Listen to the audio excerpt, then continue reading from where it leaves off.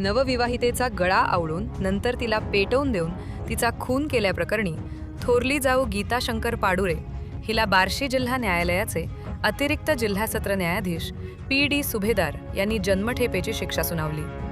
उज्ज्वला किरण पाडुळे, वय 21, राहणार अंजनगाव उमाटे, तालुका माढा असे खून झालेल्या महिलेचे नाव आहे। तिचे वडील सिद्धेश्वर जाधव, मालवंडी, तालुका बार्शी यांनी माड पोलिसात फिर्याद दिली होती। 2 फेब्रुवारी 2023 रोजी खुनाची घटना घडली होती। 29 नोव्हेंबर 2022 रोजी उज्ज्वलाचा विवाह किरण लक्ष्मण पाडुळे यांच्याशी झाला होता।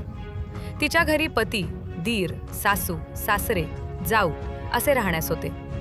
उज्ज्वला हिने माहेरी जाताना तिच्या गळ्यातील सोन्याचे मंगळसूत्र व कानातील सोन्याच्या रिंगा कपाटात ठेवल्या। परत आल्यानंतर दागिने मिळून आले नाहीत। तिनं तिची जाऊ गीता पाडुळे हिच्याकडे विचारपूस केली असता त्यावरून दोघेत भांडण झाले।